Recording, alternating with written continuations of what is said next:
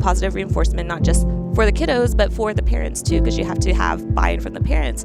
And so, yeah, if they're laying there and they're crying, but they're crying where you can see all their teeth and their mouth is open wide and they're not fighting you, that's a great visit. Choice of words do matter, especially when they don't see what's going on. That's what they're relying on. And then you have to say it though before you actually do it, not while you're doing it, because then that can already switch their mindset and that's what they're thinking about before things are actually going on. We talk about autonomy for adults. There's autonomy for kids too. I feel like you should ask them, if I can put this bib on you. You should ask them, can you put on these sunglasses, instead of doing things for them and allowing them to make those movements themselves. They should have autonomy over their body themselves as well. And not only just respecting them, but it builds their confidence too, that they can do things. Yeah, this is a tale, oh yeah, a tale of two hygienists. So there might be only one, bringing the best of dental knowledge, and we do it all with ease. We cover oral health and screening, and preventing gum disease. We're gonna do a lot of learning, and have a little bit of fun working at the dentist. A tale of two hygienists. Welcome back, everyone, to another episode of A Tale of Two Hygienists, an Endeavor Business Media production. This is episode number 373. I'm your host, Andrew Johnston, and thank you so much for listening. You will not be disappointed with today's episode as we bring back Chih to talk about pediatric hygiene. It's one of those things that I really, really love doing in the moment. And part of that, as I look back on it, I think it was because I just had the most amazing team and we had some amazing doctors, and the doctors, their intent was to really help these children feel good while getting the work that they need to try and have like the best care possible. But having said that, I'm not so sure I want to go back to it. And so bless the wonderful hygienists who cater to this, particular group, and including the amazing Chih. I can't wait for you guys to hear this episode. She has a lot of remarkable things to say, especially if you're someone who might see the occasional pediatric patient. You definitely need to hear this episode. And then next week's episode is going to be a little bit different kind of an episode. It's going to be a little less formal as I welcome in Emma, also known as Emma Talks Teeth on social media. She's a practicing hygienist from Australia and is a fellow podcaster. So we decided to play a little game called Would You Rather, but of course it was the clean dental version. And that was a lot of fun. So on that episode, you'll hear me ask her questions. And then that was part one. And we did part two on her podcast, which is called Talk Dental to Me. And so I'll let you know when that one drops, and you can check that out and see my responses to her questions for me on that podcast. As promised, we have another review that I wanted to read on air today. Thank you again so much for keeping it going. I feel like we've gotten a lot of reviews lately. And this one is from Foof Meg. I hope I said that right. On February 15th, 5 stars, titled Absolutely Love. And she said, I've been a hygienist for a while and love what I do. I am new listening to this podcast, and I'm so glad I found it. I listen on my drives to work and kid functions. It helps me to keep updated on what's happening in the hygiene world, and it's fun. I even send some of the podcasts to my Hygiene Divas text group. So that's so cool. Thank you so much, Meg, for taking the time to write this and submit this. I kind of almost want to ask to be added to this Hygiene Divas text group, but I think truthfully, we all know, right, that I probably couldn't hang. So that's probably better I'm not a part of that one. But yeah, seriously, thanks, Meg. If you have time, please click the review button or link or whatever it is on your podcast app. If you do, and I guess it has to be appropriate too, I promise I will read it on air. It's a small thank you from me that I can do that. And I also wanted to mention, I have actually received quite a few emails lately asking for a very specific type of episode. And I'm working on it, just as a heads up. There was one that was about airway, and I think I have a guest lined up for that one. It's someone that you may or may not have heard from before on this show. I think he was on maybe once before, quite a while back, but we'll try and get that one lined up. There was another email about fluoride varnish, and not just like, should we use it or should we not, but it was more, there's some science questions behind it. And I think I have a tip episode lined up for that one with a company that does kind of more science and evidence-based type discussion. And then there was another one about salivary diagnostics. And we have kind of like an introductory episode for that one coming up. We recorded it at Chicago Midwinter. And so I'm really looking forward to that. I know I've emailed all of you back about this already, but just wanted to let everyone else out there know, like if you do have something that you want to get on the show or a very specific question, if you have a little bit of patience, I'll be more than happy to get them on if I can. And similarly, if you already know someone who's just amazing at what they do and you want them to be on the show and be able to share what they have with all of you and all of your friends, then let me know that too. Andrew at A Tale of Two Hygienists, and I will try and get them on shortly. And with that, please enjoy this episode with Chih. A Tale of Two Hygienists. So, Chih, how you doing? Good. I'm doing great. Welcome back to the podcast. Thank you. Yeah, I'm excited to be on. I know last time it was on with Amber, which was great. It was like sort of breaking me into things. Yeah, it was awesome. It was one of my actually favorite ones to do. And I got a lot of feedback. Someone said, Andrew, you actually sounded really happy on that one. I'm like, I know, we had a great time. And also it's in person. Erica is here too. She always talks about like, it's so much better in person to have these conversations. I mean, I know. Yeah, it's wonderful. But I really want to dive more into you though, because I feel like we touched a little bit on your journey last time, but I kind of want to like refresh the listeners in case it's the first time they didn't hear that episode, like who you are, where you're coming from, and what kind of practices setting that you're working in. Yeah, so I am on Instagram as the Pediatric RDH, and that's because so I've been in pediatric dentistry for about over 16 years, almost 17. Wow, time flies. But both as like a dental assistant and a dental hygienist. So all my dental experience has been in pediatrics. And when I went to hygiene school, I wasn't like focused that that's what I was going to do after. I think like most hygiene students, you're like, I'm going to do perio, which, that's totally different, right? Because it's exciting. It's what you're learning. But then afterwards, I returned to my office that I was an assistant at, and I stayed there, loved it, continued to grow. And I think in hygiene school, like I had friends that knew my passion was in pediatrics, and that was where my experience was in. So I would get phone calls, I would get texts, asking for my advice, like what would you do if the doctor asked you to do this? How would you handle this? Or people just like venting a little bit and being like, oh my gosh, I have a 3-year-old on my schedule. I'm so nervous. And I'm like, okay, that's, like nothing to be nervous about. So then that sort of propelled me to create my platform. That way, if anyone did have questions or advice, because I know, as a hygienist working in general, you don't come, in contact with pediatric patients like day in and day out, especially like the really younger ones, where it can make you nervous in treating and seeing them. So I totally get that. So that's why I created my platform. So that way, if anyone had questions, at least I can help and be a resource to answer those or maybe give them confidence. And then that just turned into like CE courses. And I've been enjoying it. One of I think my most popular ones is on behavior guidance, because when you do take pediatric CE courses, it's a lot about other preventative things, but not really focused on what makes clinicians nervous on how to care for them and how to guide them in their process of the dental appointment to make it positive.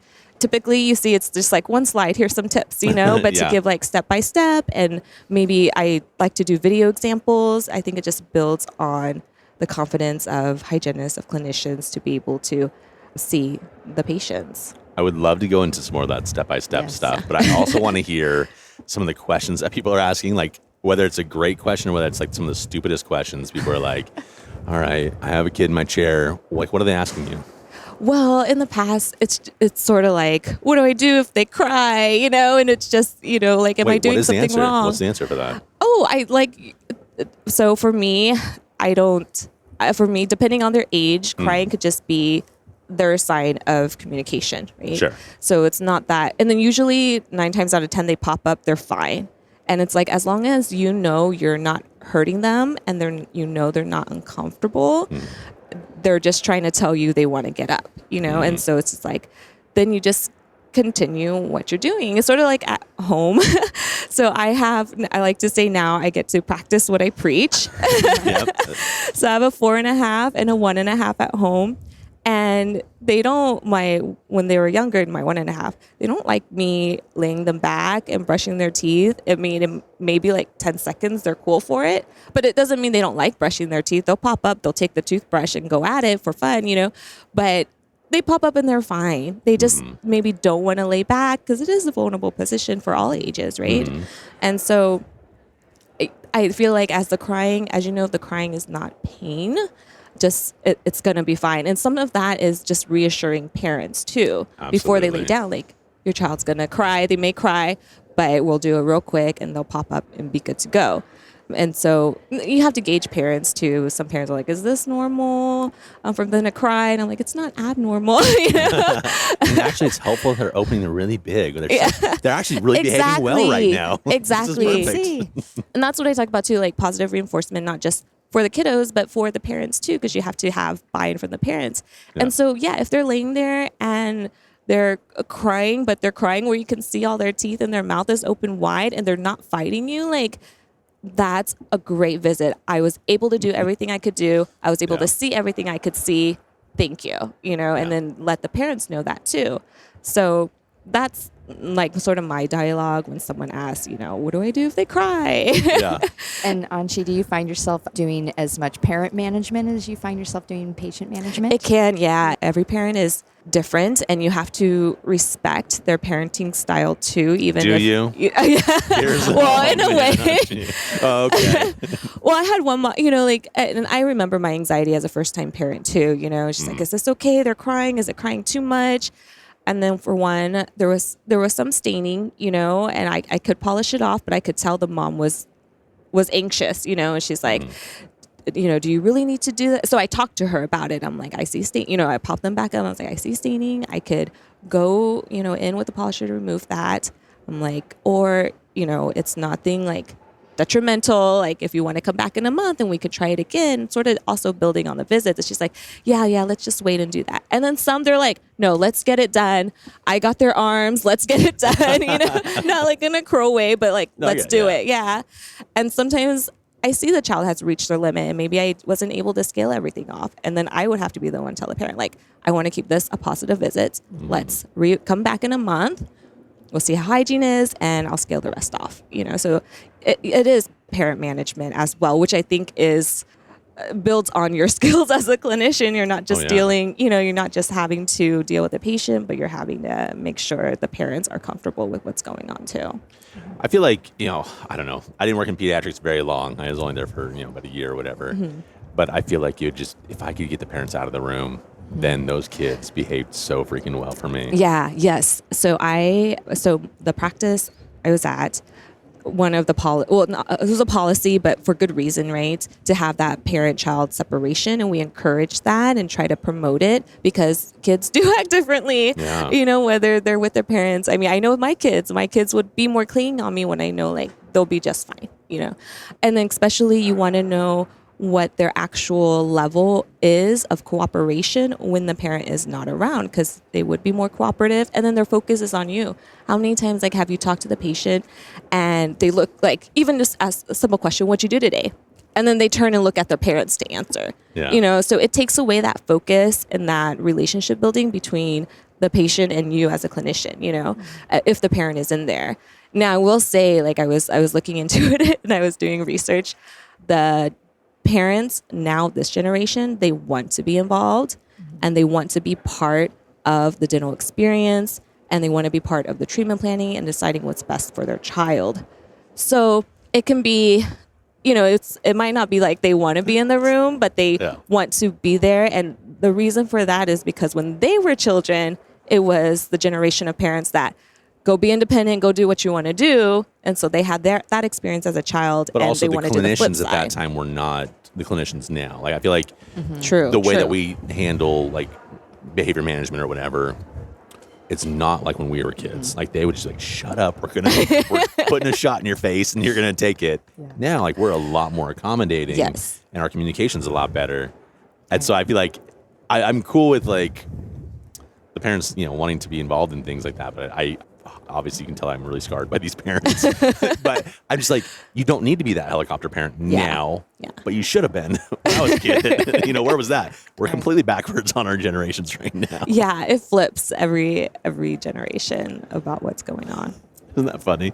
Well, so let me ask probably more of a billing type question. And I know this is going to vary from like practice to practice and protocols and all that kind of stuff. But if let's say that we're working with a child for behavior management and we are doing hey, you did really good today, but we didn't really get all this stuff done. Let's come back in a month and we'll see how it goes. How does that like continued office visit present for billing? Yeah. So personally at the office I was at, the dentist is amazing and he's really in it for the kids, right? Yeah. And so we would do a complimentary oral hygiene instruction visit, but it wouldn't take up the whole time sort of deal. Like you were still mindful about the time you spent, but we would do just a 1 month follow-up visit, no charge. So the office was fee for service.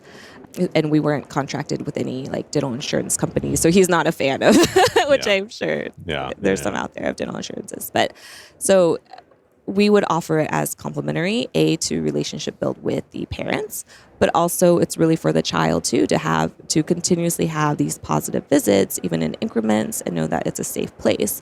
So for him, it was a win-win in that respect, that he was looking out for the family. I know there is a behavioral management or behavioral guidance code out there.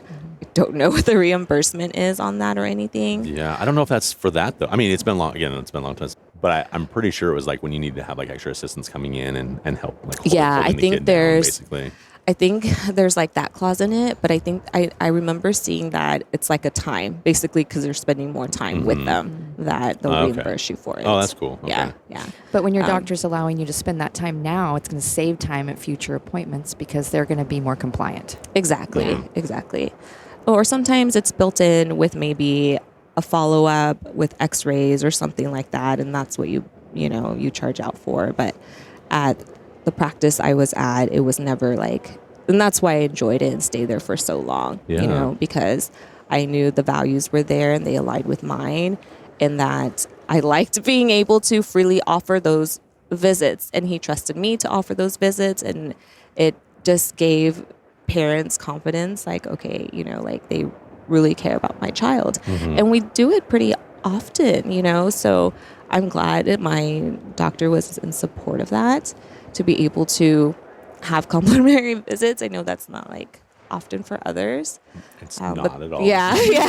Like, we're going to charge you for your time with this. Exactly. And maybe it is like a nominal fee or something, but I know for us, we sort of built that, and you could do that too, build it into what your fee is. I don't think that was his intent, but you could, already have that bottled in together.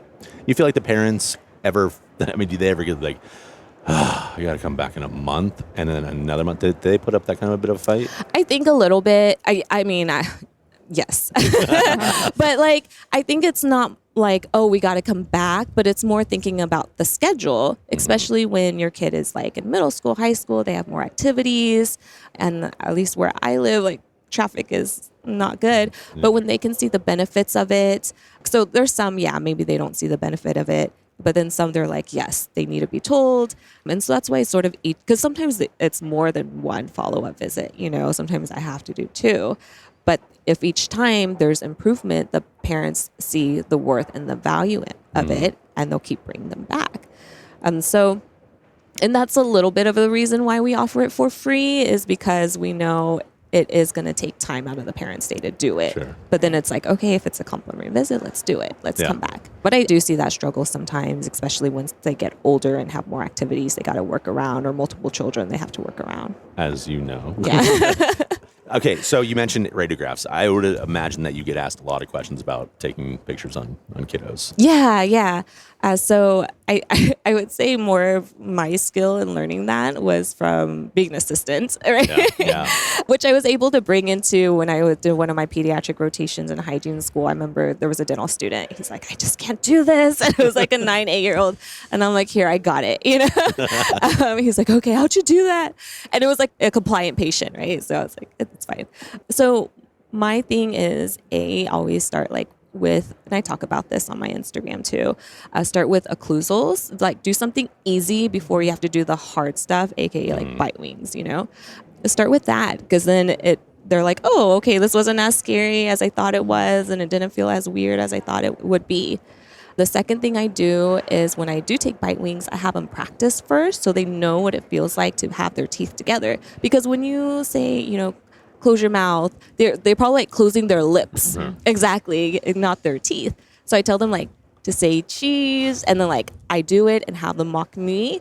Or what I learned, and I learned this from my child, I asked them to say S. Because when you say S, you have to put your teeth together. And I learned that because my son, my 4.5, he had picture day. And I was like, oh, did you smile for your pictures? He's like, yes, I said S. They told me to say S. And I was like, oh, I love that. I'm stealing that. I know. That's great. So, I'm like, these teachers got it going on too, right? they know how to make the child smile for flawless pictures that the parents want. Yeah. So that's what I tell my patients now too, you know, or when I train dental assistants, I give them that pointer as well to have them say S, and they're closing down their teeth together. And so when they practice and then you put the film in, then they know how their teeth or jaw is supposed to, you know, come together. And I typically find success in that. The alternative is, you know, PAs then if you need to. But I find success in just doing those things and having them practice beforehand. And, you know, a lot of positive reinforcements, maybe stickers as motivation. And then there'll be a point, if you can't take them, you know, you make sure you're in tangent with your doctor and finding alternative ways or them coming to help. But I find them having to practice beforehand like curbs a lot of the issues or challenges I have with taking bite wings. Do you find that there's a significant amount of gagging or like tongue thrusting or things like that? So with that, I think it's all about words, because, you know, when you're talking about the molars or you're like, oh, I'm going to take pictures in the back. Stay clear from the word back, because they're thinking, you know, with kids, they're thinking about gagging. That's like, I think one of the top fears in going to the dentist is gagging or choking. And if you're saying back, they're thinking like way down back their throat, like you're exactly. And it's, you know, we know it's not that far at all. And so I don't say the word back anymore. I use the word side. So even just like with scaling or polishing or even just checking, right? Because you can see like they're already like having movements and having concerns about gagging. Like I'm gonna check your teeth on the side. Oh, okay, yeah. And it is on the side. I'm not lying, you know? So I do replace the word back with side. Like I'm gonna take pictures of your teeth on the side. And then so they're thinking side and not all the way down. Back their throat, back of their tonsils. So I think choice of words do matter, especially when they don't see what's going on. That's what they're relying on.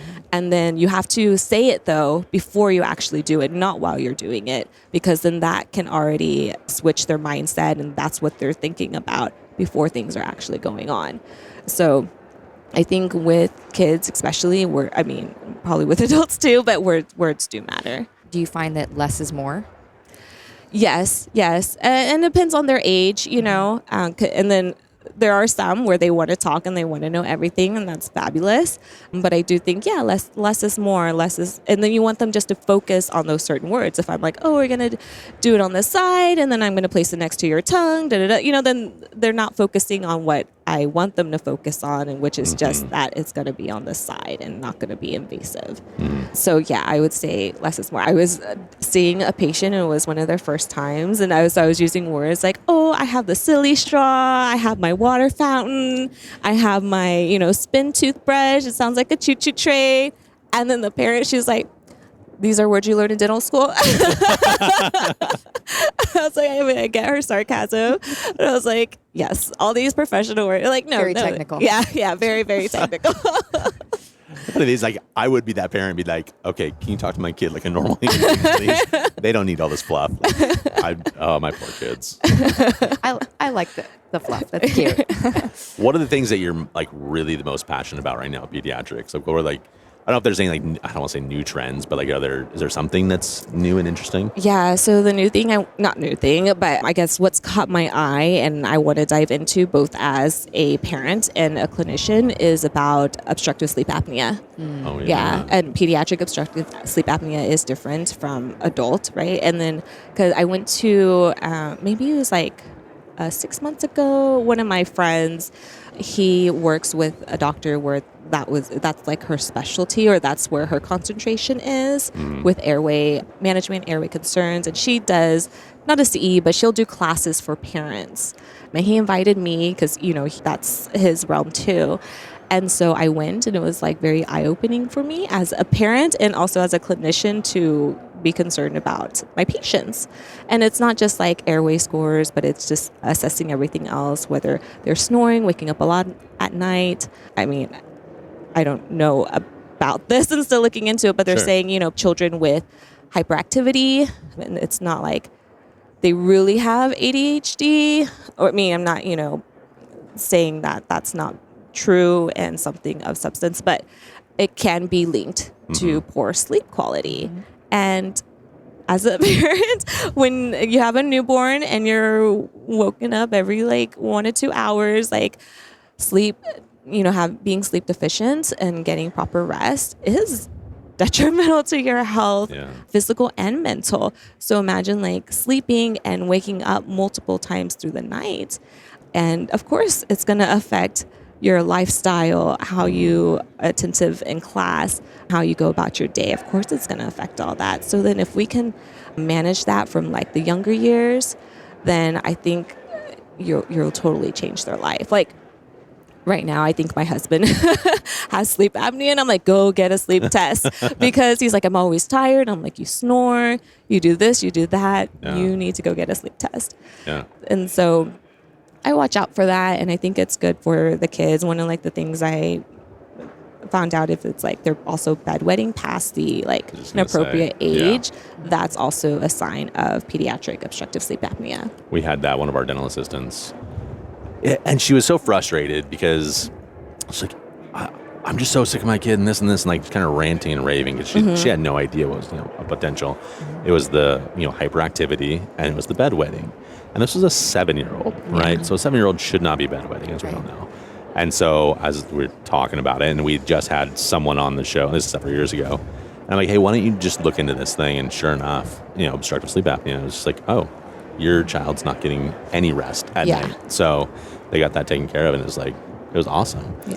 We were at MAADH yesterday, and that's a big part of what they were talking about too. I mean, not just necessarily for children, but just in general, like looking at easy screening tools for the professional to kind of like guide them into it.